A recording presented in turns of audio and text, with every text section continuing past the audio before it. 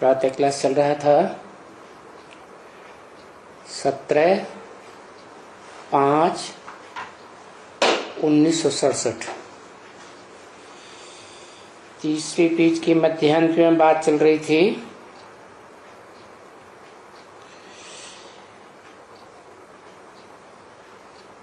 कि राजाई की डायनेस्टी में जो भी आते जाएंगे तो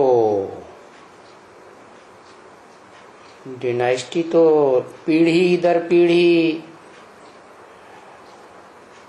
नीचे उतरती जाती है ना। तो पद कम होते जाएंगे या पद ऊंचा होता जाएगा? पद कम होता जाएगा, क्योंकि ये सृष्टि ही ऐसी बनी हुई है जो 3-4 अवस्थाओं से पसार होती है। दुनिया की हर चीज, चाहे जड़ हो चाहे चेतन हो, सत्व प्रधान सतो सामान्य रजो और तमो। तो जो भी आत्माएं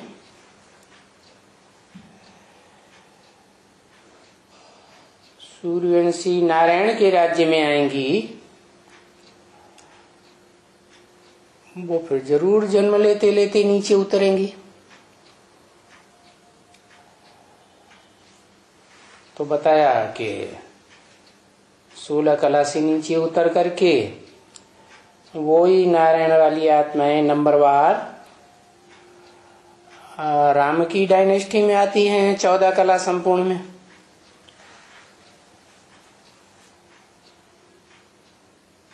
वो भी सत्व सामान्य युग है। और फिर और नीचे उतरे तो रजोगुणी दुनिया में आती है।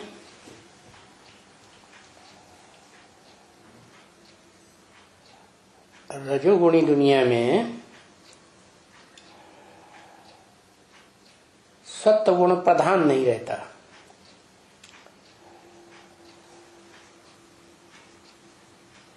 रजोगुण की प्रधानता हो जाती है। तो जो रजोगुणी आत्माएं हैं वो आत्मलोक से उतरती हैं और ढेर की ढेर तादाद में उतरती है। तो उनका हुजूम ज्यादा बढ़ जाता है।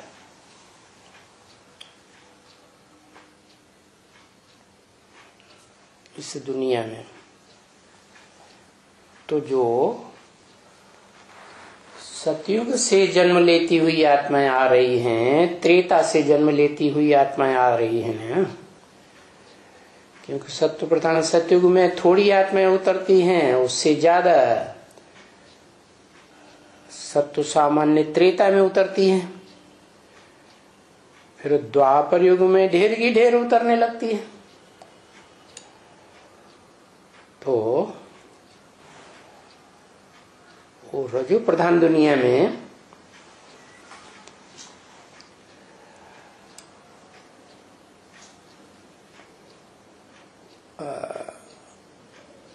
जो भी पीढ़ियां आएंगी वो और ही उतरती कला की आएंगी।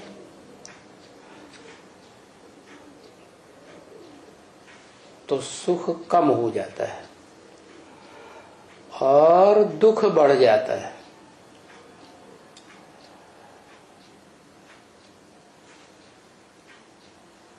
तो फिर कलयुग में आते आते द्वापर युग के मुकाबले कलयुग में तो बहुत ही बढ़ोतरी हो जाती है जनसंख्या की। जैसे सतयुग में तो 2 करोड़ आत्माएं उतरती हैं, तो त्रेता में 8 करोड़ 4 गुनी उतर आती। तो ऐसे ही द्वापर की जनसंख्या और फिर कलयुग की जनसंख्या में भारी अंतर हो जाता है। और जब दुनिया में ऐसी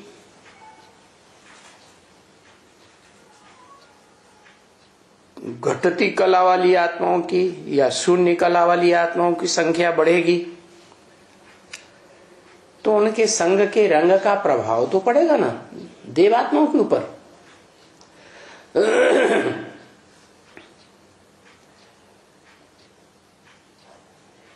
देवात्माएं जो हैं वो सीधी साधी प्रकृति की होती है। जो द्वैतवादी दैत्य पैदा होते हैं वो बड़े तिकड़मी बुद्धि वाले होते हैं।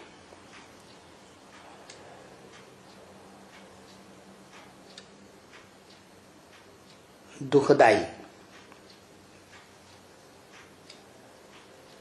तो वो जो सतयुग त्रेता से सत्व प्रधान और सत्व सामान्य आत्माएं परम धाम से उतरी थी, वो हुजूम के पूरे प्रभाव में आ जाती है।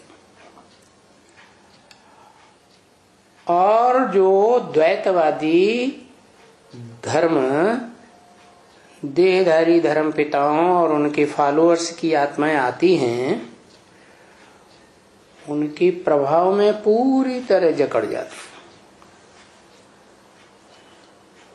उनकी सुनी सुनाई बातों पर विश्वास कर लेती है और आत्मा की कला कम होने के कारण, आत्मा की रोशनी कम होने के कारण, जैसे चंद्रमा की रोशनी कम होती है ना, 16 कला से नीचे उतरती जाती है, ऐसे ही रोशनी कम होने के कारण अंधकार की ओर जाती है, अज्ञानता का अंधकार। क्या? रात्रि। किस बात की रात्रि?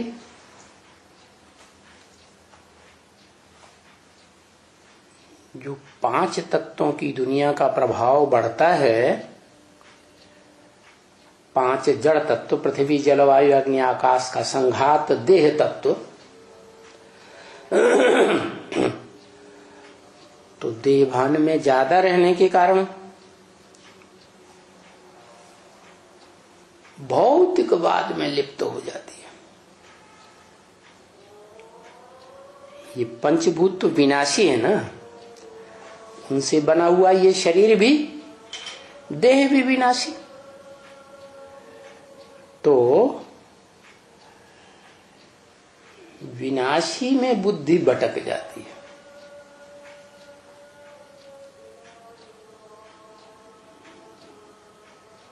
जो अविनाशी है उसको भूलती जाती। तो वो आत्माएं जैसे सतयुग में थी नारायण की डायनेस्टी,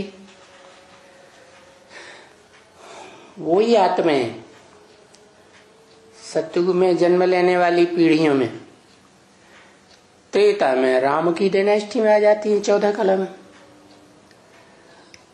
वही आत्माएं द्वैतवादी द्वापर युग में आती हैं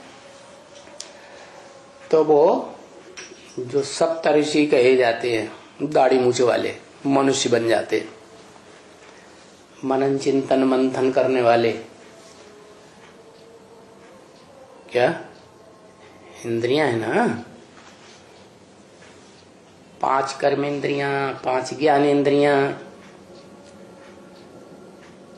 सतयुग में तो ज्ञानेंद्रियों का प्रभाव होता है, त्रेता में भी। द्वापर में आते आते रजोगुण की प्रधानता होने से रजोगुण जो है वो कर्म में आसक्त कराता है। क्या?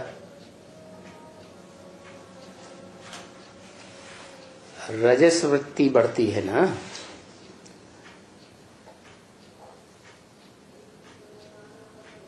स्त्रियों में और पुरुषों में रजस वृत्ति बढ़ने से, रजोगुण बढ़ने से, जैसे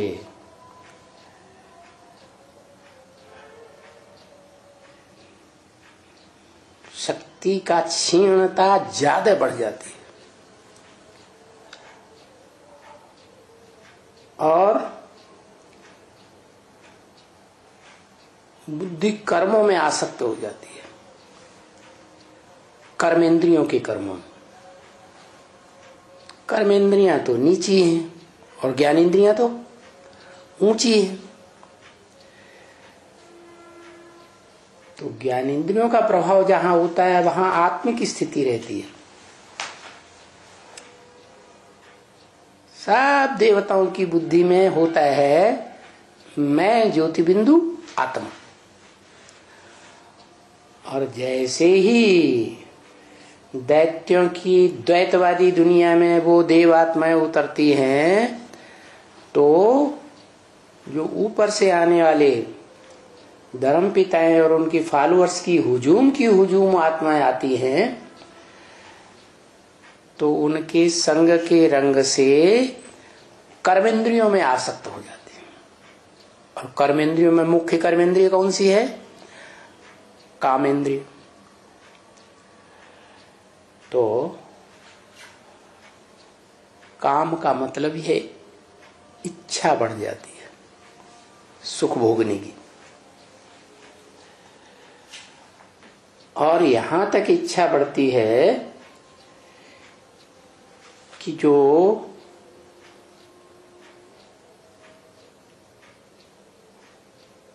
सुखदायिनी कही जाती है कन्या माता है, द्वैतवादी द्वापर युग से पुरुष तो सब दुर्योधन दुशासन बन जाते हैं। सुख भोगने के लिए दुष्ट युद्ध करते हैं, जोर जबरदस्ती भी करते हैं, बलात्कार भी करते हैं। तो वो तो दुखदायी हुए ही। कन्याएं माताएं इनकी कर्मेंद्रियां ही ऐसी हैं। पुरुषों की कर्मेंद्रियों में मारा मारी दुर्योधन वृत्ति और कन्या माताओं की कर्मेंद्रियों में मारा मारी की बात ही नहीं, वो तो सहन करना है। तो दुख अति का बढ़ता जाता है। तो जब दुख बढ़ेगा तो जो सतयुग की देव आत्माएं थीं 16 कला संपूर्ण, जो त्रेता में आके 14 कला की पीढ़ी में आ जाती है राम के राज्य में, वो उतरेंगी ना। ऐसे ही दूसरे भी जो आत्माएं उतरती हैं इस षष्ठी रूपी रंगमंच पर आकर के उतरती ही जाएंगी या चढ़ेंगी। सुख उनका उतरता जाता है। कलयुग के अंत तक आते आते सब नीची स्टेज में चले जाते हैं। इसलिए बोला है कि सुप्रीम सोल बाप इस सृष्टि पर आते हैं मूर्तिमान शंकर में, अर्जुन में, आदम में, तो 4 वर्णों की रचना करते हैं। क्या? ब्राह्मण, सो देवता, फिर क्षत्रिय, फिर वैश्य, विशियस। क्या? जो विशियस कर्म करते हैं, विषय विकार भोगने वाले कर्म करते हैं। जैसे सर्प और बिच्छू क्या कैसा होता है? विशेष होता है कि नहीं? जहर होता है उसके अंदर या अमृत होता है? जहर होता है। तो वो जहर जैसी उगलने वाली आत्माओं की संख्या जो ऊपर से आती हैं बढ़ती है। पहले तो वो भी आत्माएं सात्विक स्टेज वाली होती है।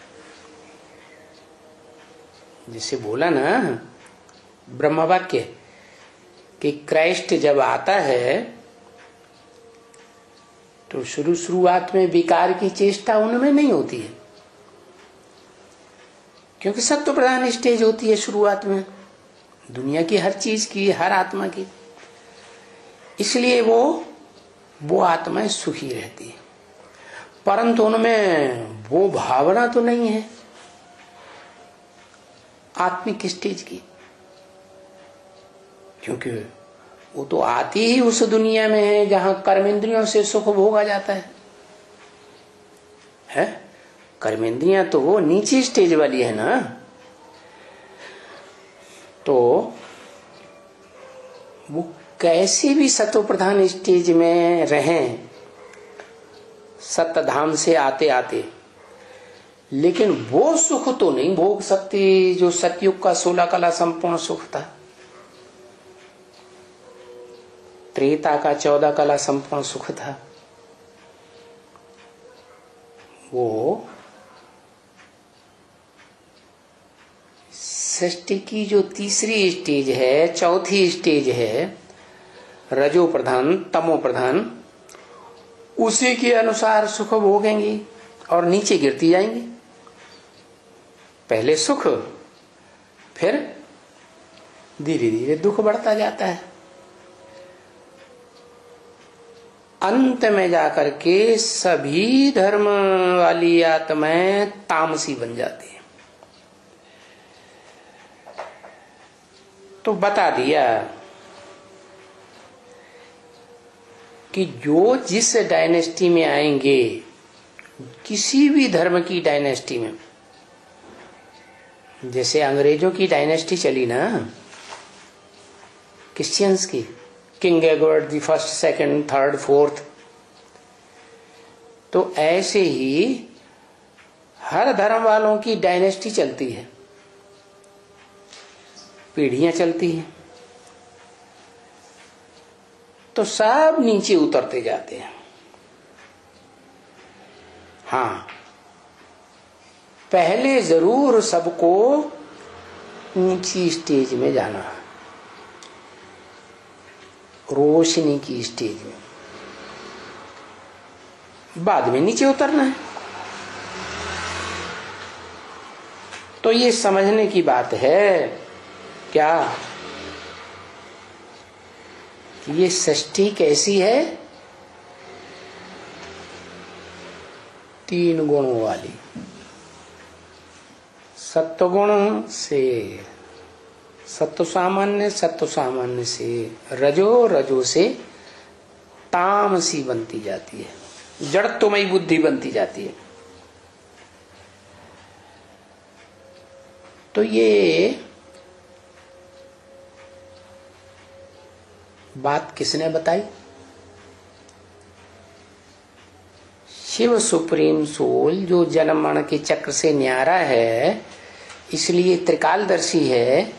सृष्टि की इन चारों अवस्थाओं को, तीनों अवस्थाओं को, सत रज तम की स्टेज को जानता है कि प्रकृति इस सृष्टि में 3 अवस्थाओं से पसार होती है। तो ये बात तो सबकी बुद्धि में बैठेगी क्या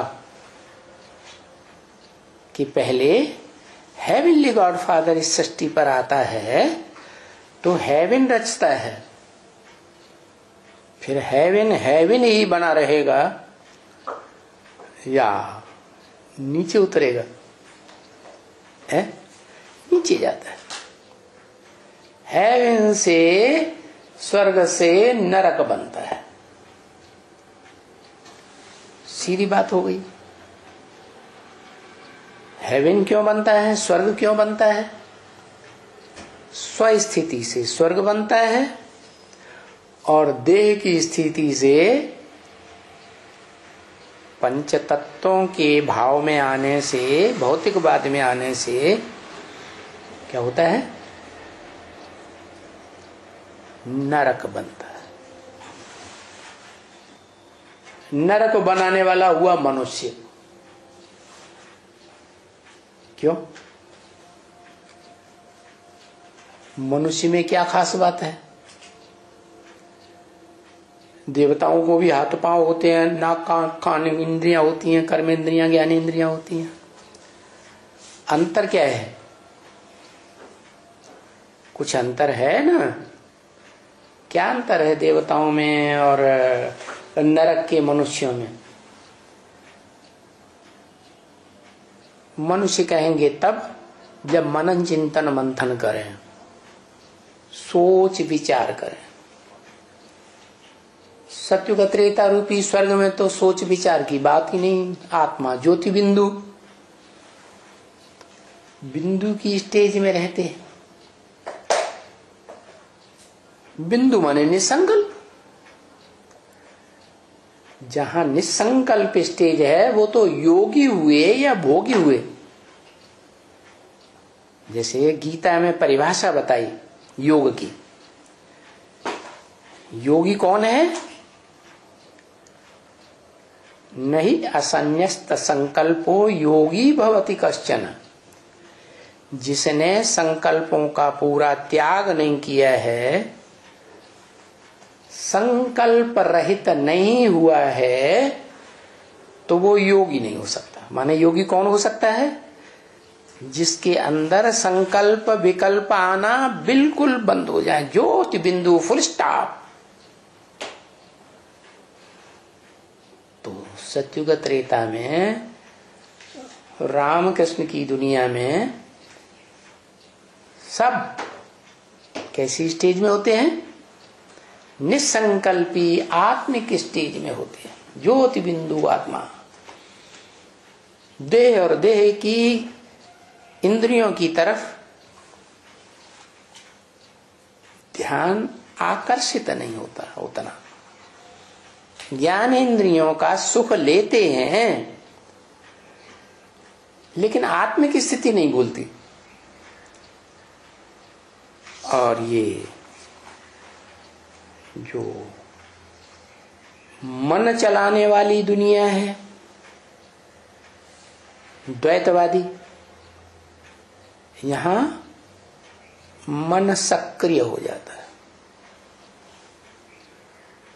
मन जो है ना बहुत चंचल है। क्या?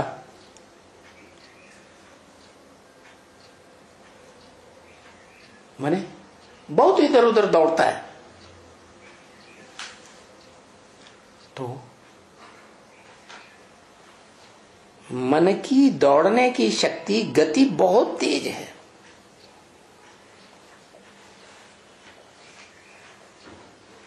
इंद्रियां भी प्रबल हैं लेकिन इंद्रियों की गति इतनी तीव्र नहीं है जितनी मन की है। तो मन मुखिया हो गया इंद्रियों का।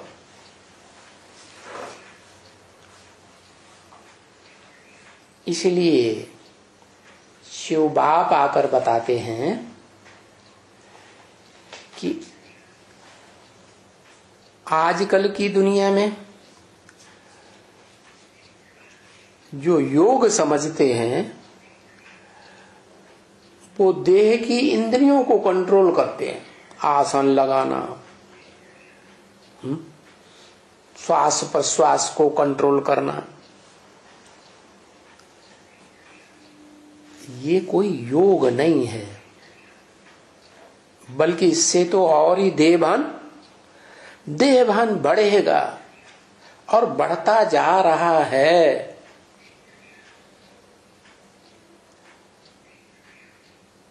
ये देहभान खत्म हो जाए और आत्मिक स्थिति प्रबल हो जाए, उसके लिए क्या करना है? ये मन जो 11वीं इंद्रिय है, बहुत प्रबलतम इंद्रिय है, बड़ी तीव्र गति वाली चंचल है, इसको कंट्रोल करना है।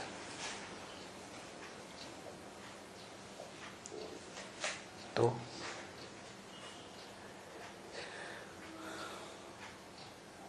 मन है, 5 ज्ञानेंद्रियां हैं, 5 कर्म इंद्रियां हैं, इनका मुखिया मन है।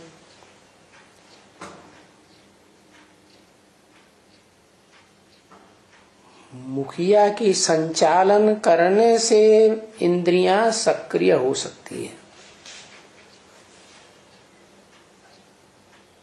मुखिया कंट्रोल न करे तो इंद्रियां कुछ भी नहीं कर पाए। तो मूल बात क्या हुई? क्या कंट्रोल करना है? मन को कंट्रोल करना है। और मन क्या है?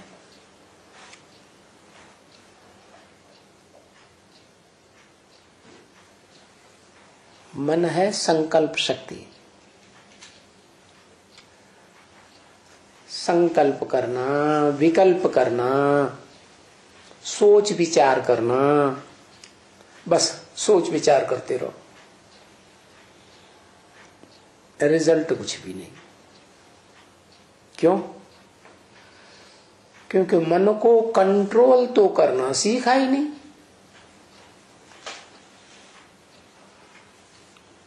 मन को कौन कंट्रोल करेगा?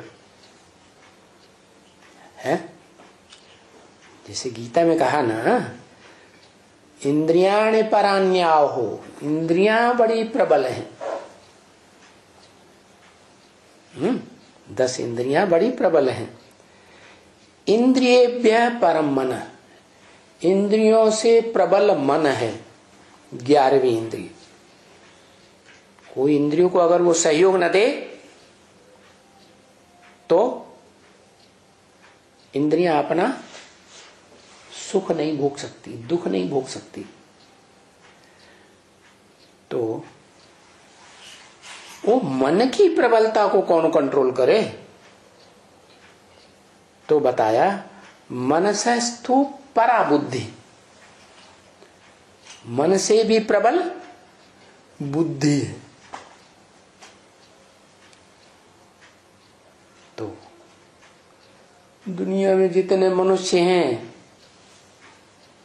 सबको मन तो है ही, सोच विचार करने की शक्ति है, संकल्प विकल्प की, और बुद्धि भी है। लेकिन कोई कर्म करते हैं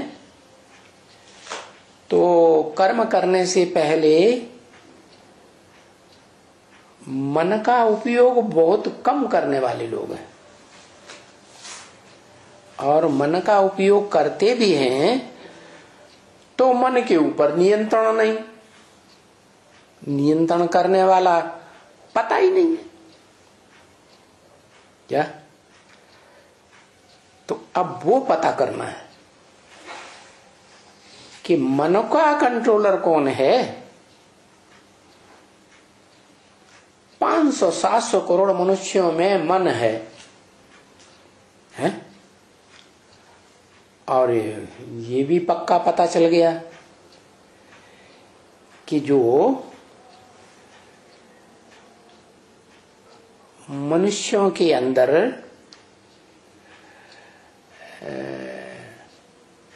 जो पांच तत्वों का शरीर है वो तो जड़ है, लेकिन इस जड़त्वमय शरीर की इंद्रियों को कंट्रोल करने वाला जो मन है, वो मन सहित 10 इंद्रियों को कंट्रोल करने वाला कौन है, ये किसी को पता नहीं।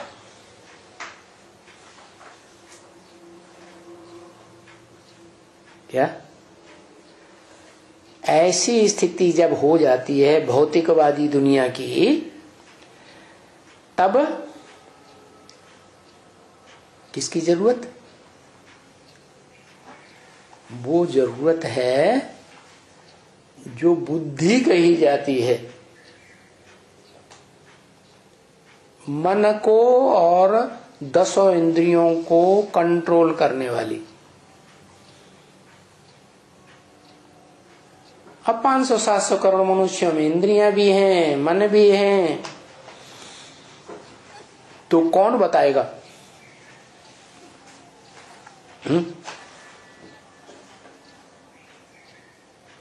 उनके सरपरस्त नेताएं भी हैं, धर्म पिताएं हैं, है? धर्म पिताएं जो हैं, क्या वो कंट्रोल करते हैं? अरे वो तो क्या कंट्रोल करेंगे, वो तो और ही देहभान बढ़ाने वाले हो गए। क्या? कर्मेंद्रियों को विशेष महत्व देने वाले हैं। ज्ञानेंद्रियों का भी उन्हें उतने प्रभाव का पता नहीं है कि ज्ञानेंद्रियां जो हैं वो सीधी बुद्धि से कनेक्टेड है।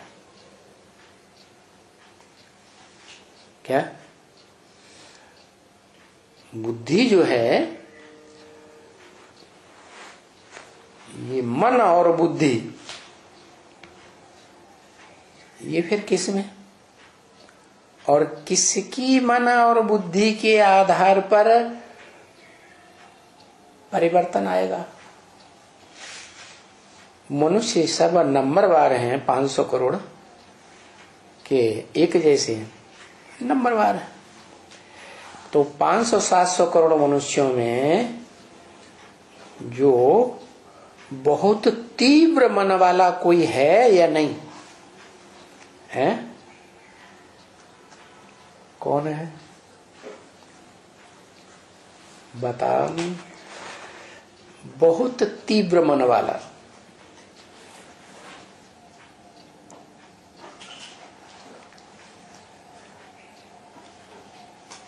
अपरा शक्ति तो देह की शक्ति को कहा जाता है। 5 तत्वों की शक्ति का संघात है अपरा प्रति। हाँ, मन का जो अधिष्ठाता है,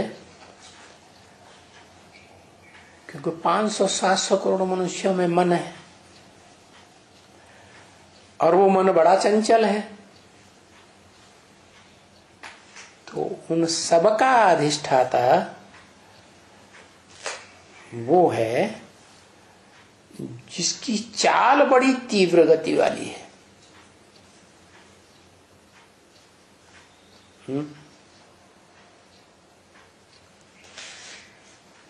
जो धरती के सूरज चांद सितारे हैं उनकी बात बाद में करें। पहले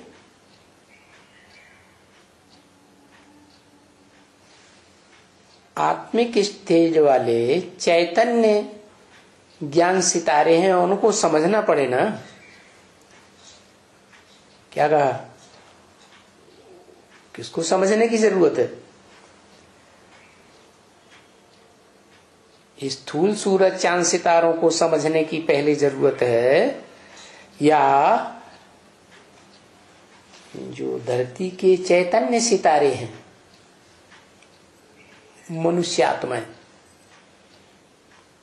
जो सतयुग के आदि से ही सप्तधाम से उतरती रहती हैं और उनको वापस आने का रास्ता नहीं मिलता, प्रकृति और माया के चंगुल में फंस जाती है। तो बंधन में आने के कारण प्रकृति 3 गुणों वाली सत रज तम के चक्र में आ जाती हैं, तो उन्हें रास्ता ही नहीं मिलता कि हम कहां से वापस कहां से आए हैं। तो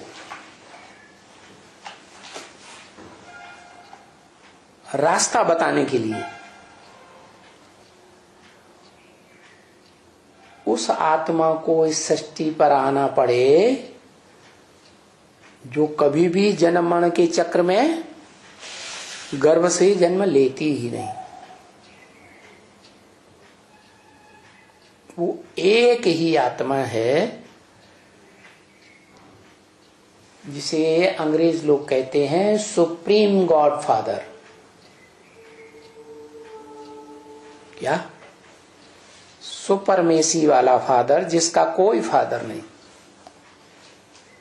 हिंदुओं में उसे कहते हैं शिव, मुसलमानों में उसे कहते हैं खुदा, क्योंकि वो खुद ही आता है इस सृष्टि रूपी रंगमंच पर। है मंदिर, मस्जिद, गिरजाघर, गुरुद्वारों में इतना चिल्लाते रहते हैं, बुलाते रहते हैं, वो आता ही नहीं। तो वो खुद क्यों आता है? बुलाने से क्यों नहीं आता? क्योंकि वो बुद्धिमानों की बुद्धि है। क्या? इस सृष्टि पर जितने मन बुद्धि वाली आत्माएं हैं, मनुष्य मात्र हैं, देव आत्माएं हैं, प्राणी मात्र हैं, राक्षसी आत्माएं हैं, उनमें बुद्धि तो है, लेकिन बुद्धि का उपयोग नहीं करती, तामसी हो जाती है कलयुग के अंत में। जब बिल्कुल बुद्धि का उपयोग नहीं करती हैं तो वो बुद्धिमानों की बुद्धि सुप्रीम सोल शिव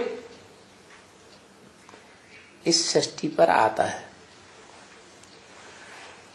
और वो भी ज्योति बिंदु आत्मा है, बिंदु बिंदु आत्माओं का बाप है, जिसका कोई बाप नहीं। सुप्रीम फादर, परम पिता हिंदी में कहा जाता है। तो वो परम पिता क्या करे? उसको अपना शरीर तो है नहीं, गर्भ से जन्म लेता नहीं, जन्म मरण के चक्र में आता नहीं, तो किसी का आधार लेना पड़ेगा ना। तो गीता में एक शब्द आया प्रवेष्टुम, मैं प्रवेश करने योग्य हूं। अब सवाल पैदा, किस में प्रवेश करे? इस मनुष्य सृष्टि की 500-700 करोड़वीं अंतिम आत्माओं में प्रवेश करे, सृष्टि के मध्यकाल में द्वापर में जो आत्माएं ऋषि मुनियों वाली हैं उनमें प्रवेश करे, जो मन का बहुत उपयोग करने वाली हैं, या सत्युगतता की देवात्माओं में प्रवेश करे।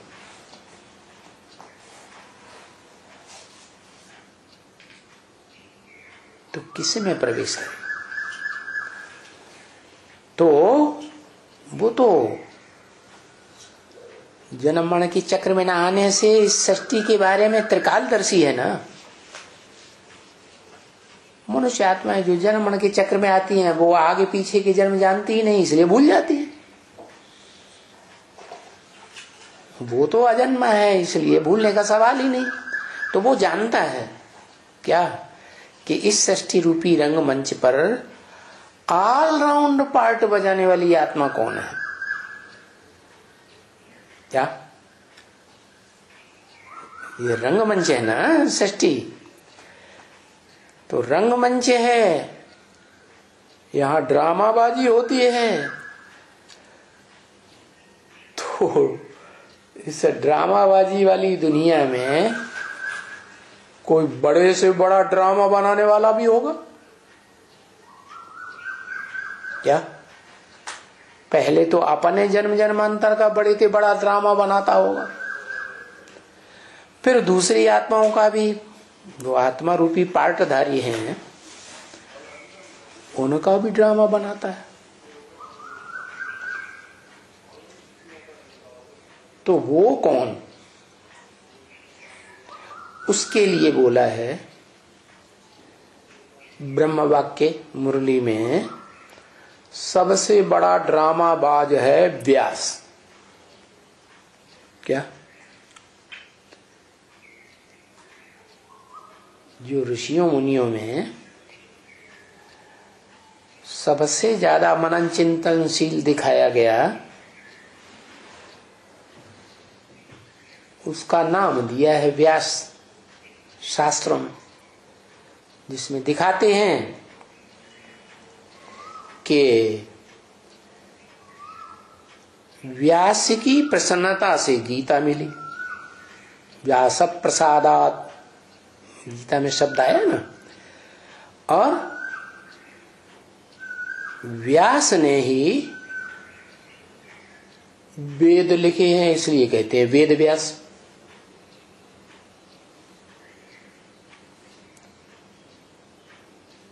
तो ये व्यास का अर्थ क्या है? वे माने विशेष, आस माने बैठ गया। किस लिए बैठ गया? विशेष रूप से ज्ञान का मनन चिंतन मंथन करने के लिए बैठ गया।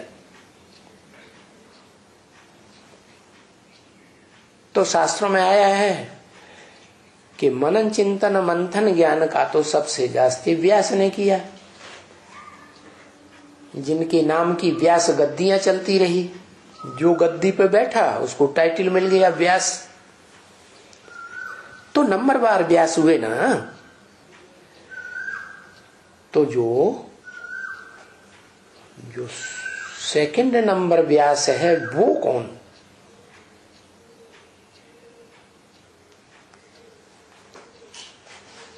है? कोई तो होगा। नंबरवार तो होते ही हैं मनन चिंतन मंथन करने वाले।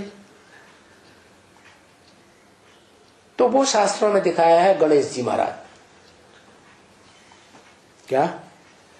उन दोनों में एग्रीमेंट हुआ। क्या एग्रीमेंट हुआ? व्यास जी ने कहा कि हम जितनी जल्दी बोलते जाएं, उतनी जल्दी कोई लिखने वाला हो तो लिखे। तो गणेश जी तैयार हो गए। गणेश जी ने कहा आप जितनी जल्दी चाहे बोलते जाइए, हम फटाफट लिखते जाएंगे। तो गणेश जी ने शास्त्र लिखे, चाहे भगवत गीता हो, चाहे वेद हो, चाहे उपनिषद हो, चाहे आरण्यक हो, ब्राह्मण हो, पुराण हो, वो बोलते गए और वो लिखते गए। ये तो बात है इस दुनिया की, क्योंकि इस दुनिया में वो शास्त्र सब प्रकार के मिल रहे हैं। वेद भी मिल रहे हैं, आरण्यक भी मिल रहे हैं, उपनिषद भी मिल रहे हैं, पुराण भी मिल रहे हैं। लेकिन जब ये दुनिया रंगमंच है,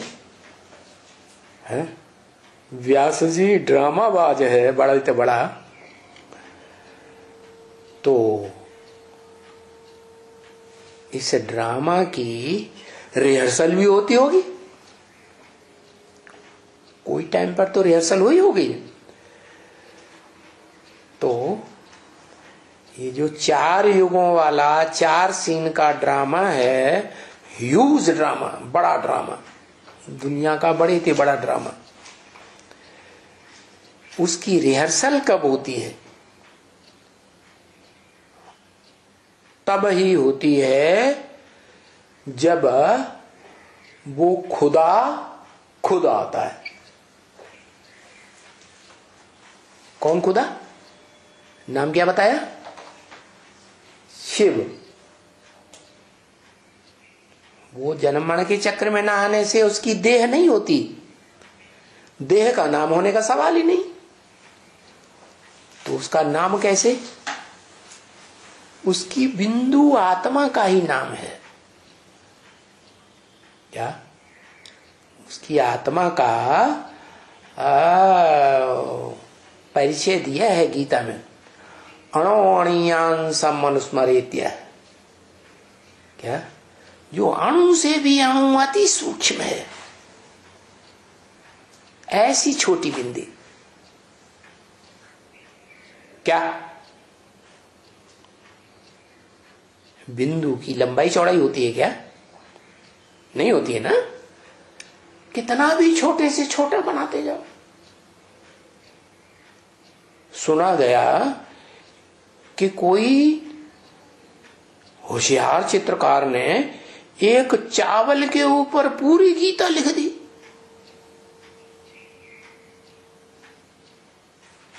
बताओ कितने अक्षर छोटे होंगे।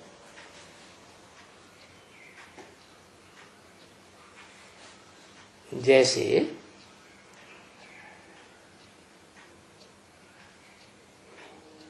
कीटाणु होते हैं ना, बहुत सूक्ष्म होते हैं। वो आंखों से दिखाई पड़ते हैं? नहीं दिखाई पड़ते। तो वैज्ञानिक लोग यंत्र बनाए हैं उन्होंने।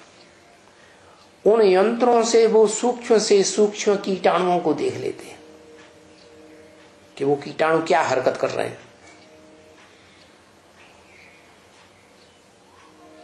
तो इतने सूक्ष्म बिंदु होती है आत्माएं।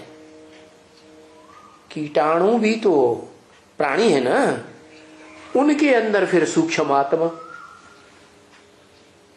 तो कितनी सूक्ष्म आत्मा होगी। लेकिन वो आत्मा इन आंखों से दिखाई नहीं देती, वैज्ञानिक यंत्रों से भी नहीं दिखाई देती।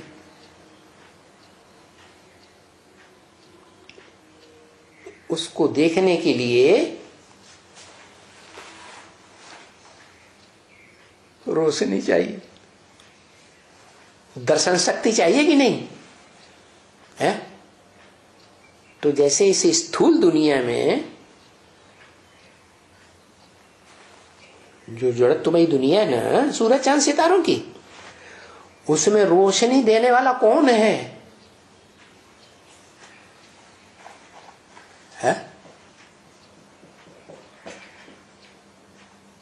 सूर्य है। तो ये तो इस जड़त्वमयी दुनिया के, जड़ तत्वों वाली दुनिया के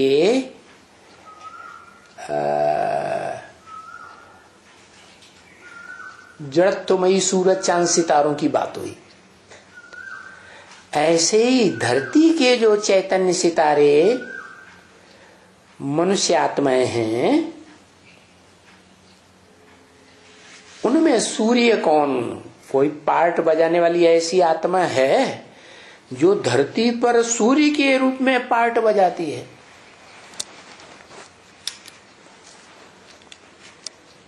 कौन? वो आत्मा है जो सदैव धरती से, सागर से, पहाड़ों से, नदियों से, ग्रह उपग्रहों से डिटैच रहती है, जैसे सूर्य डिटैच रहता है। क्या नाम है उसका? आदम कहां डिटैच रहता है? 84 के चक्र में आएगा तो डिटैच रहता है, वो तो सबसे ज्यादा अटैच हो जाता है।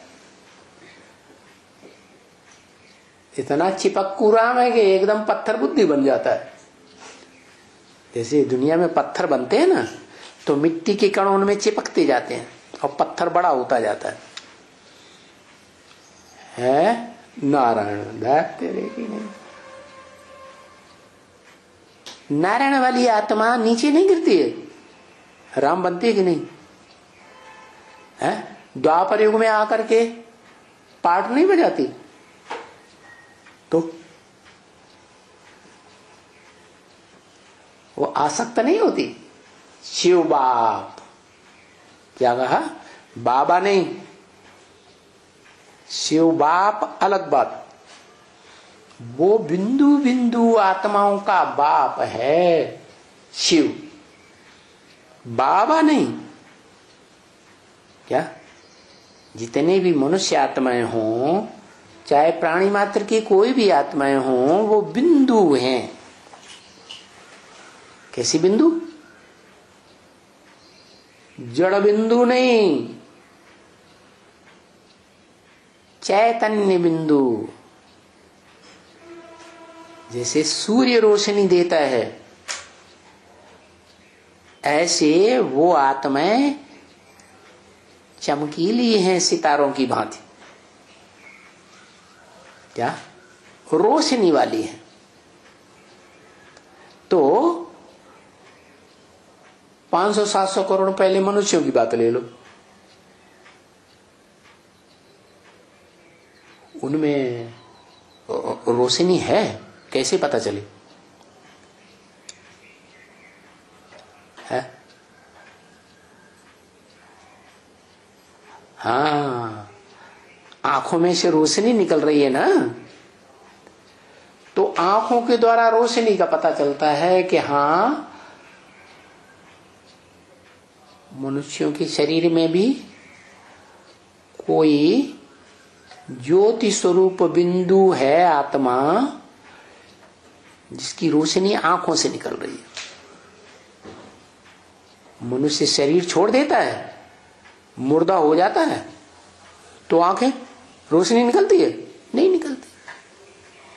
माना वो रोशनी छोड़ने वाली जो चीज है आत्मा, चैतन्य आत्मा, वो निकल गई। तो उन ज्योति बिंदु बिंदु बिंदु आत्माओं का बाप शिव ज्योति बिंदु, वो भी ज्योति बिंदु है।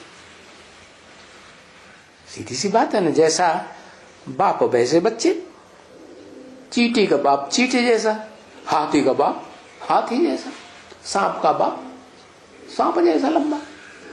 तो ऐसे ही बिंदु बिंदु आत्माओं का बाप भी ज्योति बिंदु जैसा। वो ज्योति बिंदु शिव इस सृष्टि पर आता है, खुद ही आता है, तो उसे तो पता है कि इस सृष्टि पर दुख की बहुतायत कब होती है?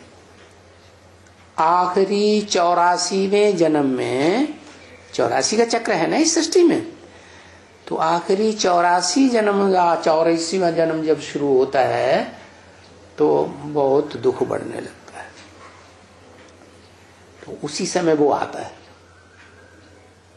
और कौन सी शक्ति लेके आता है? वही सूर्य के अंदर जो शक्ति है, रोशनी। लेकिन वो तो रोशनी इसी सूर्य की जो दुनिया में है, वो तो जड़ रोशनी है, हैं? वो जो डिटैच रहने वाला दुनिया का सूर्य है, वो जड़ रोशनी वाला है। लेकिन ये जो धरती के सितारों के बीच पार्ट बजाने वाली आत्मा, बिंदु बिंदु आत्माओं का बाप, सुप्रीम सोल, ऐसी आत्मा है जो ज्ञान की रोशनी देती है। क्या? कैसी रोशनी? ज्ञान की रोशनी से भरपूर है। और अखूट ज्ञान।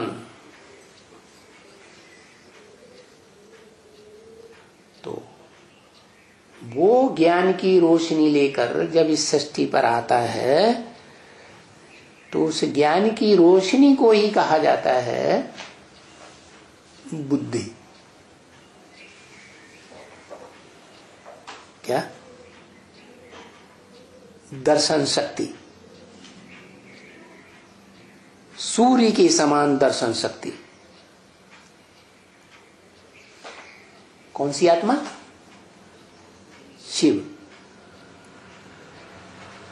जैसे सूर्य किसी से अटैच नहीं होता, रोशनी देता है लेकिन डिटैच रहता है, ऐसे ही वो ज्ञान सूर्य शिव ज्ञान की रोशनी का अखूट भंडार इस सृष्टि पर आता है और सवाल पैदा होता है, फिर किस में आए? तो इतनी ऊंची हस्ती है हेवनली गॉडफादर कहा जाता है आत्माओं के बीच में। तो हेवन रचने वाला तो कोई धर्म पिता नहीं है, इब्राहिम, बुद्ध, क्राइस्ट वगैरह है। ब्रह्मा को भी हेवन रचने वाला नहीं कहा जा सकता है। ब्रह्मा से क्या पैदाइश होती है? ब्रह्मा से ब्रह्मा कुमारी विद्यालय बनेगा, ब्रह्मा कुमारी विद्यालय में पढ़ने वाले ब्राह्मण बनेंगे, बस। तो ब्रह्मा से भी नीची ऊंची कुरियों वाले टोटल मिला के 9 कुरियों के ब्राह्मण बनते हैं। क्या 10वीं कुरी भी है, लेकिन वो आस्था रखने वाली नहीं, नास्तिक। तो टोटल मिला के 10 प्रकार की ऐसी आत्माएं हुई जिनकी यादगार में 10 अवतार, भगवान के 10 अवतार माने जाते हैं। सृष्टि के आदि काल से लेकर के कलयुग के अंत तक कितने अवतार? 10 अवतार। वास्तव में यही प्रबलतम आत्माएं हैं जो प्रबल पार्ट बजाने वाली इंद्रियों के रूप में है। क्या? तो अब सवाल होता है, उनमें मन कौन है? उसकी पहचान क्या बताई? मन की परिभाषा क्या बताई? बहुत भागता है, तीव्र गति से भागने वाला। तो बताओ,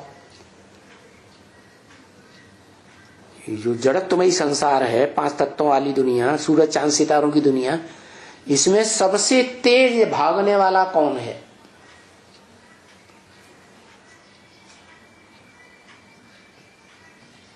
सोच विचार, कोई व्यक्ति है क्या? चंद्रमा। क्या? और जो ग्रह उपग्रह हैं वो सूर्य के चारों ओर चक्कर तो लगाते हैं, लेकिन इतनी तीव्रता से नहीं। उनके उपग्रह भी हैं, वो भी उतनी तीव्र गति वाले नहीं है। लेकिन ये चंद्रमा ऐसा उपग्रह है, जो ऐसा बच्चा है क्या, इतनी तीव्र गति वाला कि वो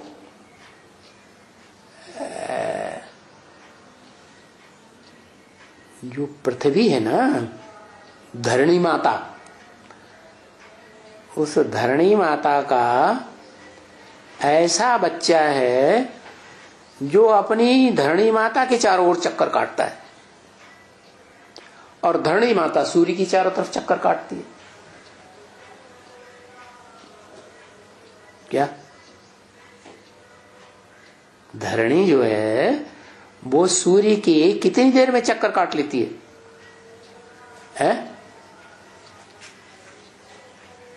बताओ। है?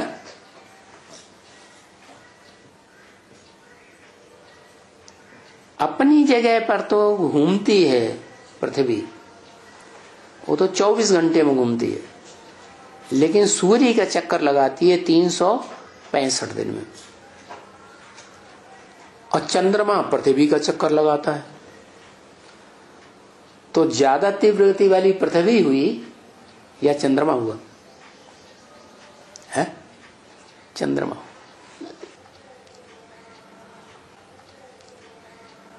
और चंद्रमा के लिए शास्त्रों में लिखा है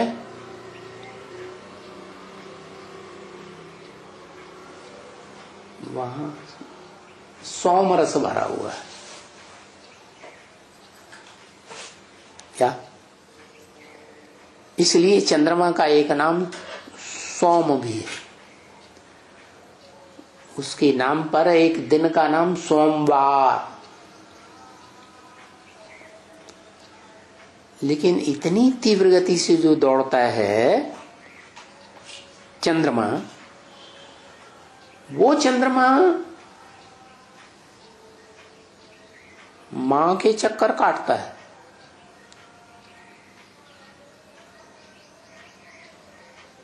मां के प्रभाव में भी आता है क्या? जैसे चंद्रग्रहण पड़ता है ना, तो एक तरफ सूर्य, बीच में धरती मां और तीसरी ओर चंद्रमा।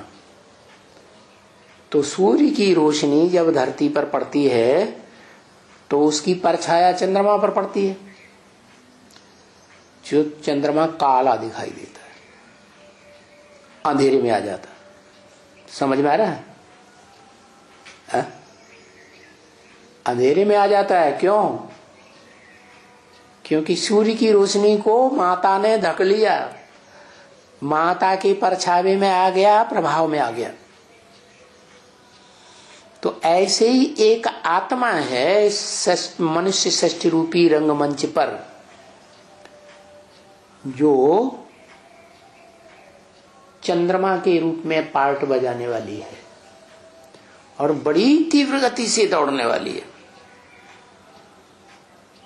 उसको शास्त्रों में दिखाया है हनुमान के रूप में है। उनकी तीव्रता के आधार पर उनको दिखा दिया पवन पुत्र। जैसे हवा तीव्र गति से दौड़ती है ना, तो उनका पुत्र जो तो है वैसा ही होगा। तो उनके लिए एक और कथा है, बात आती है शास्त्रों में कि जहां जहां राम कथा होगी तो हनुमान जी वहां जरूर पहुंच जाएंगे दौड़ के। चाहे अमेरिका में हो, चाहे इंडिया में हो, चाहे दुनिया के कोई भी देश में राम कथा हो रही होगी तो फट से पहुंच जाएंगे। तो बताओ, 10 इंद्रियों को कंट्रोल करने वाला कौन हुआ? मन रूपी चंद्रमा कौन हुआ? तीव्र गति से दौड़ने वाला है। नाम क्या? कुछ नाम है शास्त्रों में है?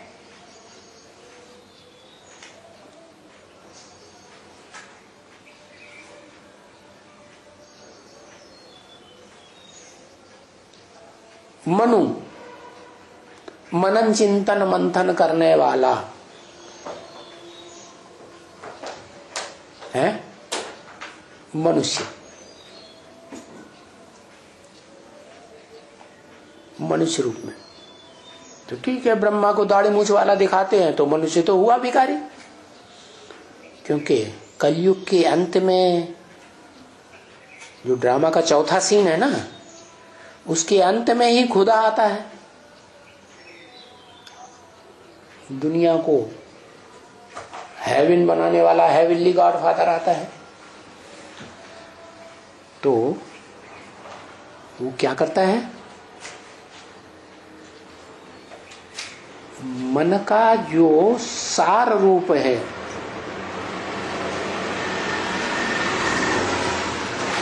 उसको कंट्रोल करता है।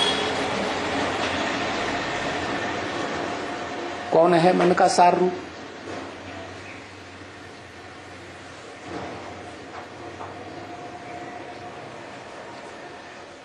सार माने बीज।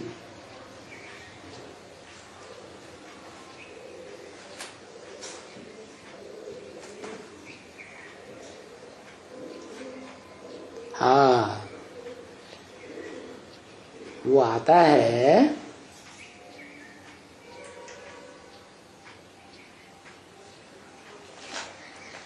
जिसमें आता है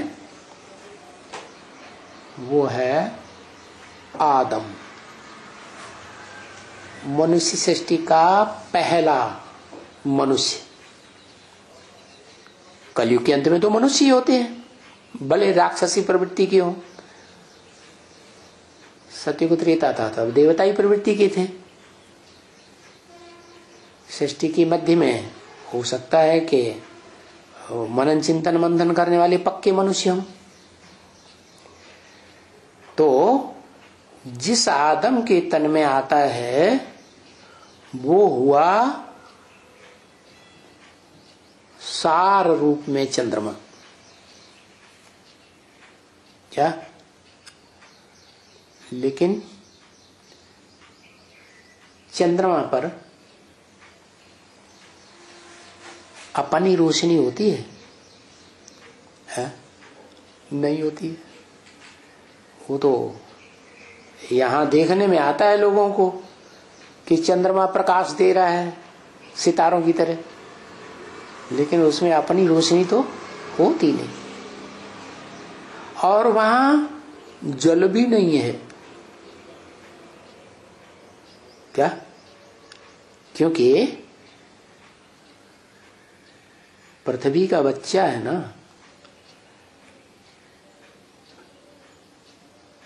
क्या? तो जब पृथ्वी से अलग होता है तो पृथ्वी पे तो चारों तरफ सागर है, सागर की गोद में पृथ्वी समाई हुई है। सागर तो बाप हो गया, पृथ्वी माता हो गई। और वो चंद्रमा जो है वो छिटक के जब अलग होता है गोद से तो सागर का पानी साथ ले जाएगा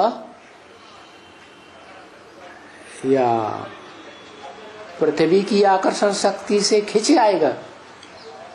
पृथ्वी की ओर खिंच जाता है सारा पानी।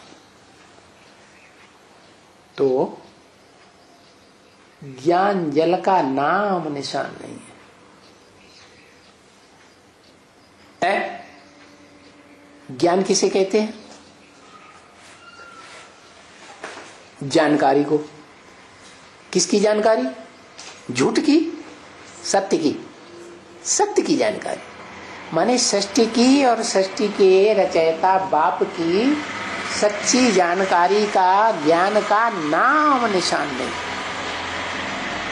किसमें?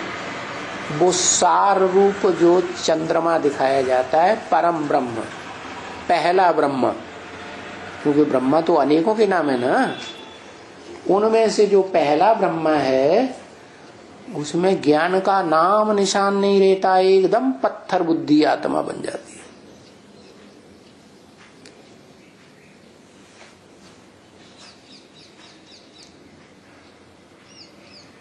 और शिव उसी में प्रवेश करता है। अव्वल नंबर चंद्रमा में, ब्रह्मा में प्रवेश करके ये सिद्ध कर देता है प्रैक्टिकली कि वो मुकर्रर रूप से उसमें कार्य करता है, परमानेंटली। और जो ब्रह्मा नामधारी हैं उनमें टेम्परेरी आता है। तो जिसमें मुकर्रर रूप से प्रवेश करेगा शिव, उसको संग का रंग लगेगा या नहीं लगेगा? है तो वो शिव समान बन जाता है पुरुषार्थ करने के बाद। और जो चंद्रमा नामधारी हैं नंबरवारी होंगे, है ना। तो उनमें कौन सा चंद्रमा है जो मन के रूप में तीव्र गति से दौड़ने वाला? बीज तो बाप हो गया, उसके समान तो कोई हो ही नहीं सकता।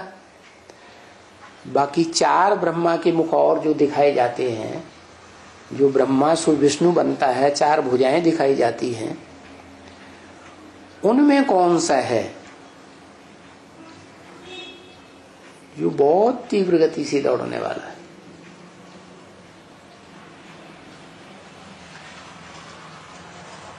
है जो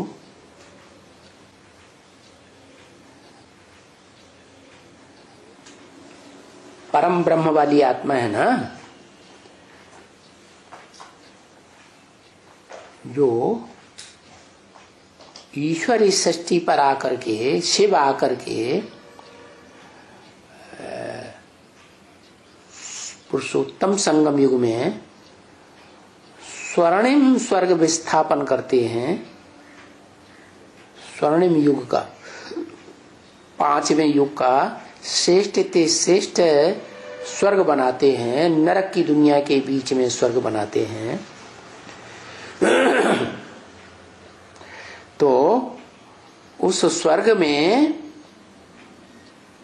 मन के रूप में बड़े लंबे समय तक पार्ट बजाने वाली आत्मा है, चंचल बुद्धि। क्या जानवरों, कोई जानवर है जो बहुत ज्यादा चंचल होता है? अरे एक शब्द लिखो, हाँ बंदर, इशारे से भी बता सकते। तो बंदरों में सबसे बड़ा बंदर, बहुत चंचल। क्या मन से भी चंचल और सारी इंद्रियों से भी चंचल। तो बहुत शक्तिशाली हुआ कि नहीं है? तो जैसे इतनी शक्तिशाली आत्मा है कि षष्टि रूपी रंगमंच पर जब चोटी के ब्राह्मण का वो बच्चा बनता है, क्या सेकंड पीढ़ी का, सतयुग की आदि में कृष्ण बच्चा दिखाते हैं ना, 16 कला संपूर्ण, है ना? तो वो आत्मा ही संगम युग में प्रैक्टिकली ज्ञान चंद्रमा का पार्ट बजाने वाली ब्रह्मा वाली आत्मा संसार के सामने प्रसिद्ध हो जाती है। क्या एक आत्मा दादा लेखराज वाली सारी दुनिया की मनुष्य मात्र की आत्माएं उसे पहचान लेती हैं कि ये ब्रह्मा है। सारी दुनिया उसके बच्चे बनती है। माना कल्पांत काल में इस सृष्टि के मनुष्य मात्र 500-700 करोड़ सब ब्राह्मण बनेंगे नंबरवार, भले 9वीं कुरी के ब्राह्मण बने, तो 10वीं कुरी के बने,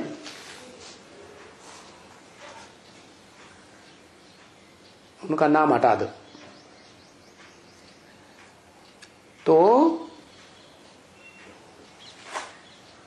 सारी दुनिया को जन्म देने वाली वो माता हो गई। क्या वो तो सबको नजर में आती है, क्योंकि ब्रह्मा कुमारी ईश्वरी विश्वविद्यालय सारी दुनिया में फैल रहा है। लेकिन ये कोई नहीं जानता कि ब्रह्मा को भी जन्म देने वाली कोई अम्मा थी यज्ञ के आदि में, शूटिंग पीरियड में, और वो आत्मा जो पहली संगम युग की शूटिंग पीरियड की स्टेज वाली पीढ़ी है, शूटिंग पीरियड में जिसे स्वर्णिम संगम युग कहें, उसमें वो ब्रह्मा सो विष्णु बनती है, सार रूप ब्रह्मा। क्योंकि जो आदम वाला व्यक्तित्व है वो तो पुरुष तन है, नाम उसका दे दिया है परम ब्रह्म ब्रह्मा, लेकिन काम तो नहीं किया। काम कौन करती है? जो जैसे दादा लेखराज है ना, तो दादा लेखराज का नाम ब्रह्मा पड़ा। अम्मा का काम तो नहीं किया कन्याओं माताओं को संभालने का, तो किसने किया? ब्रह्मा की बेटी सरस्वती ने किया। सरस्वती को जीवन संगिनी बना लिया। ब्राह्मणों की दुनिया में जीवन संगिनी ब्रह्मा ने बनाया। ऐसे ही वो आदि ब्रह्मा, परम ब्रह्म, आदम, वो प्रैक्टिकल में तो ब्रह्मा नहीं है ना, अम्मा है नहीं, वो कन्या माताओं को तो नहीं समझ सकता।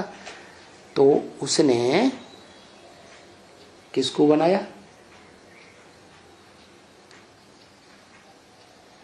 माता की जिम्मेवारी पालना करने की, परिवार की, ब्राह्मणों के परिवार की, किसको सौंपी?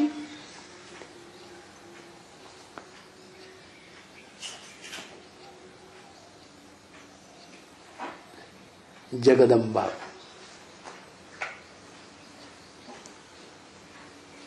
जगदम्बा जो है ना, वो वास्तव में ब्रह्मा दादा लेखराज की भी अम्मा है, और जगत पिता आदम शंकर। तो इससे सिद्ध होता है कि मनुष्यों के शरीर में जो 5 कर्मेंद्रियां बड़ी प्रबल, उनसे भी ज्यादा प्रबल 5 ज्ञानेंद्रियां, उन 10 इंद्रियों को कंट्रोल करने वाला मन, वो चैतन्य में हो गया ब्रह्मा। जो प्रैक्टिकल में देखने में आता है, ब्रह्मा के मुख से क्या निकले? वेद निकले। वो वेद जो हैं वो त्रिगुणमयी हैं, 3 गुणों से भरे पूरे हैं। इसलिए गीता में आया, अर्जुन को बोला निस्त्रय गुण्यो भव अर्जुन। जो वेद है ना, वो 3 गुणों से बड़े पूरे हैं। तो ब्रह्मा वाली आत्मा जो है ना, जो उसके मुख से जो वेद निकले, वेदवाणी, जिसे हम मुरली कहते हैं, क्या क्या कहते हैं? गीता ज्ञान का विस्तार। वो गीता ज्ञान जो है अमृत नहीं है। अमृत कब कहा जाए? जब मनन चिंतन मंथन हो। तो मनन चिंतन मंथन करने वाला जो मन है, वो वही यज्ञ के आदि वाली आत्मा, जिसमें शिव ने पहले प्रवेश करके ब्रह्मा नाम दिया। समझा? वो बीज रूप बाप हो गया मन का भी।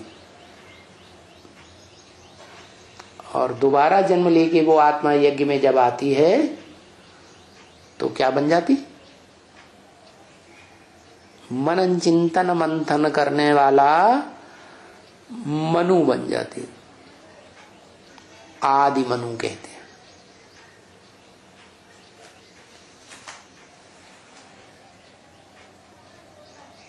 उस ब्रह्मा की संतान 4 धर्म के 4 बीज कहे जाते हैं, जिन्हें सनत, सनातन, सनंदन, सनत कुमार कहा गया। उनमें जो पहला है उसे कहा जाता है योगीश्वर ज्ञानेश्वर। माना वो आत्मा जो मन का भी बीज है, सार है, वो आदम, वो स्वयं ही जब ज्ञान पूरा बुद्धि में आ जाता है और ज्ञान पहचान के आधार पर सुप्रीम बाप को पूरा पहचान करके बाप समान स्टेज ही धारण कर लेता है, तो क्या होता है? मनन चिंतन मंथन की पराकाष्ठा में पहुंच जाता और उस पराकाष्ठा से वो देवी देवता सनातन धर्म का प्रैक्टिकल स्थापन करने वाला धर्म पिता साबित हो जाता संसार में। तो वो मन का भी बीज हो गया। क्या आदम है तो इंद्रियां तो है ही, मन भी होगा, लेकिन इंद्रियों के रूप में पार्ट बजाने वाली जो चैतन्य आत्माएं हैं इस षष्ठी रूपी रंगमंच पर, उन सब का बीज है। इंद्रियों का भी बीज, कर्म इंद्रियों का भी बीज, ज्ञान इंद्रियों का भी बीज, मन का भी बीज। अब मन को कंट्रोल कौन करे?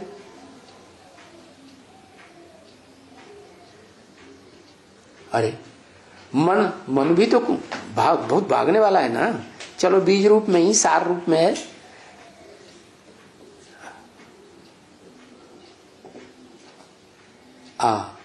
कौन है बुद्धि?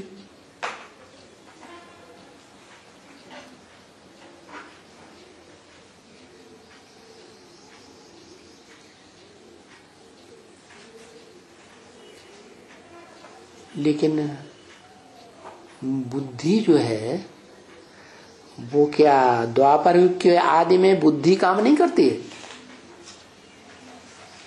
है? करती है। तो सुप्रीम सोल जो बता रहे हो शिव, वो सुप्रीम सोल तो द्वापर के आदि में होता ही नहीं।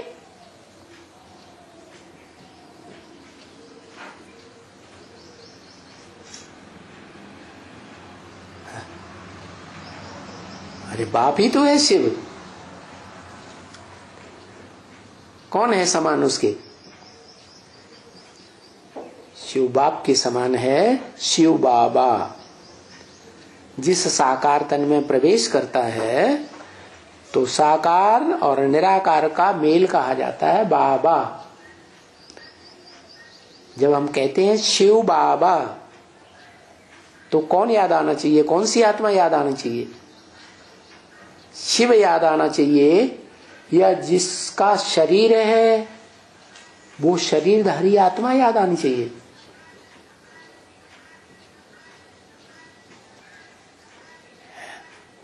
है आत्मा कौन सी याद आनी चाहिए? साकार वाली भी आत्मा है, निराकार वाली आत्मा अलग है। जो सदैव निराकार है, जो सदैव साकार है, दोनों आत्माएं अलग अलग है ना।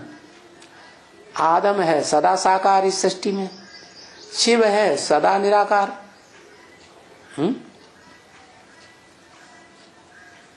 तो जब हम कहते हैं शिव बाबा तो कौन सी आत्मा याद आनी चाहिए? शिव बाप याद आना चाहिए। लेकिन शिव बाप तो परम धाम में जाके बैठ जाएगा। ऐसे तो नहीं है कि बुद्धि जो है वो सत्युग त्रेता स्वर्ग में नहीं है, होती है देवताओं को, या द्वापर के आदि में बुद्धि होती ही नहीं, या कलयुग के अंत में मनुष्यों में बुद्धि होती ही नहीं। समझ शक्ति होती है या नहीं होती है नंबर बार। तो उन सब बुद्धियों की बीज कौन? मनन चिंतन शक्ति जो है, संकल्प शक्ति, उसके बीज का तो पता लग गया ब्रह्मा। सार रूप में परम ब्रह्म और विस्तार रूप में ब्रह्मा दादा लिख रहे हैं।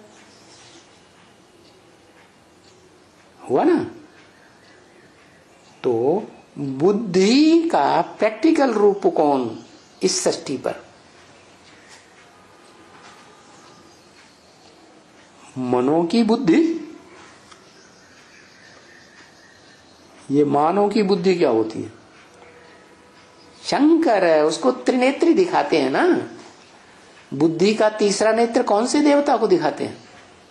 है? शंकर को दिखाते हैं ना।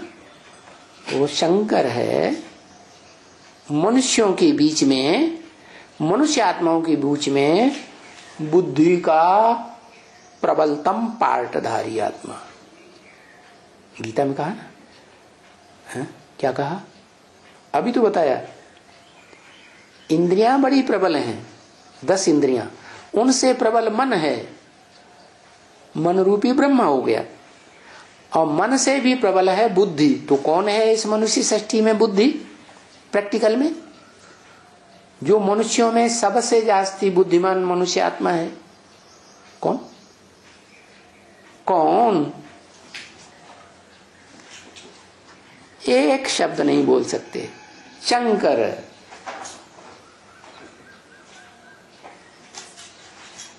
शंकर का मतलब जिसे मूर्तिमान शंकर कहें। क्या? वो मूर्तिमान शंकर अपनी मूर्ति को भूल जाता है याद की स्टेज में, पुरुषार्थ करते करते इंद्रियों को भूल जाता है?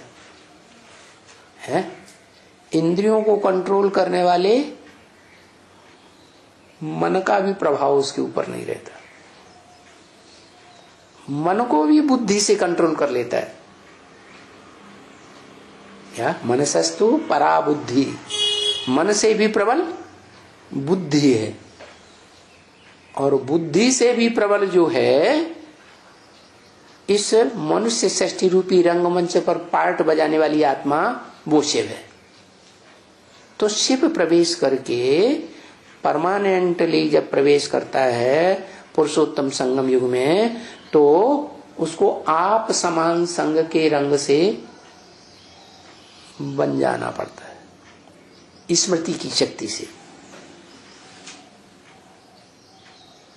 तो बुद्धिमानों में बुद्धि हो गई ना मनुष्यों के बीच में, त्रिनेत्री हो गया। इसलिए जो त्रिनेत्री गाया हुआ है। तो अभी ये तो समझ है क्या कि भले इस सृष्टि रूपी रंगमंच पर कोई भी पार्ट बजाने वाली ऊंचे ते ऊंचे हीरो पार्टधारी आत्मा क्यों न हो, क्या ऊंचे ते ऊंच आदि नारायण वाली आत्मा ही क्यों न हो, वो भी नीचे गिरती जाएगी। क्या? नहीं, नीचे गिरेगी। और जितनी ऊंची स्टेज का पार्ट बजाने वाली आत्मा होगी उतनी ही जास्ती नीची स्टेज में जाएगी। तो जो आदम वाली आत्मा कहें, मूर्तिमान शंकर वाली आत्मा कहें, अर्जुन वाली आत्मा कहें, वो जन्म मरण के चक्र में आते आते 84 के चक्र में अंतिम जन्म में जाकर के एकदम चैतन्य आत्मा से कैसी बन जाती? पत्थर बुद्धि बन जाती है। तो अब ये बच्चों को तो समझ आ गई, क्योंकि बच्चों ने तो पहचान लिया कि हम मन बुद्धि रूप आत्मा हैं। मन को भी कंट्रोल करने वाली बुद्धि है। तो बुद्धि की जो श्रेष्ठ शक्ति है वो हमने पहचान ली। बिना समझ के कोई यहां बैठ नहीं सकता। क्या? अगर इतनी बात नहीं समझी है कि इस मनुष्य शरीर में ऊंचे ते ऊंची शक्ति क्या है, कहेंगे आत्मा है। लेकिन आत्मा जैसे परमात्मा वैसे ही आत्मा। परमात्मा के 3 विशेष मूर्तियां हैं सबसे शक्तिशाली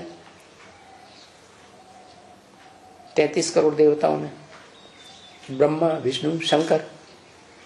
ऐसे ही हर आत्मा की 3 शक्तियां हैं, मन रूपी ब्रह्मा, बुद्धि रूपी त्रिनेत्री शंकर, और विष्णु है श्रेष्ठ गुणों वाले आत्माओं की पालना करने वाला, देवात्माओं का पालनहार, फिर सारी सृष्टि का पालनहार। तो ये तीनों प्रकार की आत्माएं इस षष्ठी रूपी रंगमंच पर तीनों मूर्तियां रहती हैं या नहीं रहती हैं आत्मिक रूप में? है रहती हैं। तीनों मूर्तियां भी रहती हैं और साथ साथ हर मनुष्य आत्मा के अंदर वो परमात्मा की जो तीनों मूर्तियां हैं, हर आत्मा के अंदर वो तीन शक्तियां कार्य करती है। मन संकल्प विकल्प करने वाला, बुद्धि संकल्पों का फैसला करने वाली, कौन सा संकल्प श्रेष्ठ है कौन सा निष्कृष्ट है, और फिर जो श्रेष्ठ है धारण किया, श्रेष्ठ संकल्प श्रेष्ठ कर्म श्रेष्ठ दृष्टि श्रेष्ठ वाइब्रेशन, उसकी पालना करने के लिए विष्णु। ये तीसरी शक्ति संस्कार परिवर्तन शक्ति। हर आत्मा में ये तीन शक्तियां मौजूद हैं। तो उन तीन शक्तियों को हर आत्मा इस मनुष्य सृष्टि में पहचानेगी जरूर, आज नहीं तो कल जरूर पहचानेगी। क्या? तो पता लग गया इंद्रियां बड़ी प्रबल हैं। आज के जो बड़े बड़े योगी माने जाते हैं ना, वो बड़े प्रभावित हैं लोग उनसे, लेकिन वो तो देह का योग सिखाते हैं। वो योग ही नहीं कहेंगे क्योंकि निसंकल्प कोई बनते ही नहीं है, मन को कोई कंट्रोल करते ही नहीं है। मन जो बड़ा प्रबल है उसको कंट्रोल करने वाला चाहिए। तो हर एक मनुष्य मात्र के अंदर मन रूपी शक्ति को कंट्रोल करने वाली क्या है? बुद्धि। और जितने मनुष्य हैं उतनी प्रकार की बुद्धियां हैं, मन बुद्धि। उन सबको कंट्रोल करने वाली मन बुद्धि कौन? इस मनुष्य सृष्टि रूपी रंगमंच पर त्रिनेत्री शिव, जिसे शिव शंकर कहा जाता है। क्या? जिसमें शिव परमानेंट प्रवेश करके उसे आप समान बना करके अपना कार्य पूरा करता है और वापस चला जाता है आत्मलोक में। तो जो शंकर है साबित हो जाता है वो सबसे तीखी समझ वाला है इस मनुष्य सृष्टि के बीच। तो बोला इस स्कूल में समझ बगैर कोई नहीं बैठ सकता। हाँ इतना जरूर है, किसकी समझ बड़ी अच्छी है, तीखी होती है, किनकी कम होती है। लेकिन ये समझ शक्ति रूपी जो बुद्धि है, ये अगर नहीं काम करती है किसी की, तो इस स्कूल में भले आज बैठा है कल उड़ जाएगा। क्या? किसकी प्रधानता करे? किसको प्रधान मान करके बैठे हैं? पहचाने कि जो भी मन बुद्धि रूपी बिंदु बिंदु आत्माएं हैं, उन मन बुद्धि रूपी आत्माओं में प्रबल बुद्धि वाली आत्मा कौन है, उसे पहचाने बुद्धि के आधार पर, ऐसे नहीं शास्त्रों के आधार पर, ऐसे नहीं धर्म पिताओं के आधार पर, ऐसे नहीं विद्वान पंडितों के आधार पर। हर एक मनुष्य आत्मा को अपनी अपनी बुद्धि मिली हुई है। उस बुद्धि के आधार पर पहचाने इस स्कूल में बैठने वाला किसको? जो इस मनुष्य सृष्टि में बुद्धिमानों की भी बुद्धि कही जाती है, त्रिनेत्री शंकर। लेकिन उसका नाम संपन्न होने के बाद सिर्फ शंकर नहीं कहा जाता, क्या कहा जाता है? शिव शंकर। शिव और शंकर, शिव नाम क्यों जोड़ दिया? शिव तो इस सृष्टि में रहता ही नहीं, वो तो सूर्य की तरह सदैव डिटैच रहने वाला है। हाँ, जिस मनुष्य तन में प्रवेश करता है उसको आप समान बनने के बाद चला जाता है। क्या इस मनुष्य सृष्टि में वो आत्मा शरीरधारी जो इस सृष्टि रूपी रंगमंच पर सदा काल रहती है शरीर से, जिसके शरीर का कभी विनाश नहीं हो सकता, वो आत्मा बुद्धिमानों की बुद्धि है, हीरो पार्टधारी है। परंतु इस सृष्टि रूपी रंगमंच पर चारों सीन में उसे कोई पहचान नहीं पाता। क्या? जैसे ड्रामा का डायरेक्टर पर्दे के पीछे रह के पार्ट बजाता है, ऐसे ही उस डायरेक्टर का बच्चा भी क्या करता है? इस पर्दे में छुपा रहता है और वो परम पार्टधारी, मुख्य पार्टधारी, हीरो पार्टधारी इस दुनिया में पार्ट भी बजाता रहता है, तो भी उसको कोई पहचान नहीं पाता। दुनिया में सब जानते हैं कि देखो द्वापर युग से 2500 वर्ष से मनुष्यों की हिस्ट्री जो मिल रही है इब्राहिम के आने के बाद, उन ऋषि मुनियों में सबसे ज्यादा तीखा व्यास माना गया। कोई नहीं जानता है वो शास्त्रकारों के बीच में। क्या?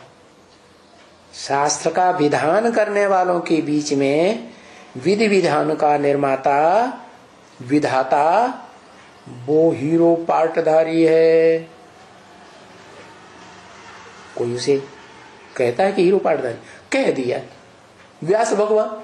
अरे तुम तो भगवान ढेर सारे बोल दिए, राम भगवान, कृष्ण भगवान, व्यास भगवान, शंकर भगवान, हनुमान भगवान, जाने कितने भगवान, तो बेकार हो गया। क्योंकि भगवान तो एक होगा या अनेक होंगे, एक ही हो सकता है। तो मुख्य बात है बुद्धि की। बुद्धि के आधार पर पहचानना है कि इस मनुष्य सृष्टि में तीक्ष्ण से तीक्ष्ण बुद्धिमान मनुष्य कौन है। इसलिए गीता में कहा बुद्धिमान नर अर्जुन। तो स्कूल में जो शागिर्द होते हैं स्टूडेंट्स, उनकी बुद्धि तो नंबरवार होती है। तो ये भी परमेश्वर का स्कूल है। क्या? इसका नाम ही है आध्यात्मिक ईश्वरीय विश्वविद्यालय। आत्मा के अंदर की बात बताने वाला विद्यालय है। ये जो आत्मा रूपी बिंदु रूप रिकॉर्ड है ना, अणु रूप, इसमें कैसे जन्म जन्मांतर का पार्ट भरा हुआ है, वो बात बताने वाला आध्यात्मिक विश्वविद्यालय है। और विश्वविद्यालय इसलिए है कि सारे विश्व की जो भी मनुष्य आत्माएं हैं वो पहचानेंगी एक दिन कि हम आत्मा हैं, और आत्मा के अंदर के अपने अपने पार्ट को भी पहचानेंगे। कोई एक्टर हो और अपने पार्ट को भूल जाए तो डायरेक्टर क्या कहेगा? बेवकूफ एक्टर है। ऑडियंस भी देखने वाले कहेंगे तो अपने पार्ट को ही भूल गया, निकालो इसको, नीचे उतारो। तो बुद्धू बहा जाएगा। क्या? बुद्धिमानों की बुद्धि मनुष्य सृष्टि में जो है त्रिमूर्ति शिव शंकर कहा जाता है, वो स्वयं शिव को पहचानता है। क्या? वास्तव में जो ज्ञान सूर्य है उसको पहचानता है और इस सृष्टि रूपी रंगमंच पर दर्शन शक्ति का पार्ट बजाता है, सूर्य का पार्ट बजाता है। उस सूर्य के वंश में त्रेता में जाके राम पैदा होता है, तो उसको भी क्या कहते हैं? सूर्यवंशी राम, रघुवंशी राम। रघु सूर्य का नाम है। माने षष्ठी की आदि में कोई सूर्य के रूप में पार्ट बजाने वाली आत्मा हुई है।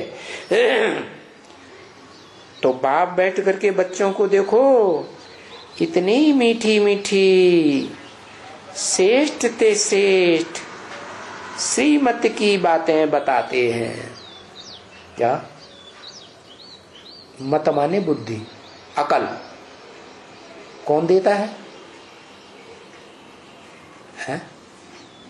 कोई देने वाला है कि नहीं? वो ऊपर वाला दाता है। सबको देता है कि एक को देता है?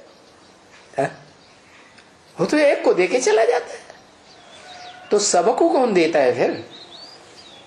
है जिसे एक को देके चला जाता है जगत पिता को, वो जगत पिता जगत माता को देता है।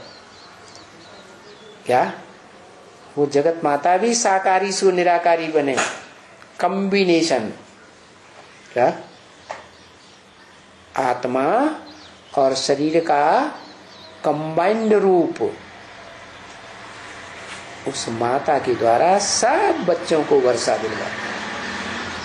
नंबरवार इस मनुष्य सृष्टि की हरेक आत्मा जानेगी एक दिन कि मैं इस सृष्टि रूपी रंगमंच पर कौन से नंबर की सत्ताधाम से उतरने वाली आत्मा हूं। ये हुई रुद्रमाला। क्या? इसलिए बोला ब्रह्म वाक्य मुरली में 500-700 करोड़ की भी ब्रह्म रुद्रमाला है। 500-700 करोड़ की जो बीज रूप आत्माएं हैं वो मूल रूप में रुद्रमाला है। इसका नाम ही है रुद्र ज्ञान यज्ञ। ओम शांति।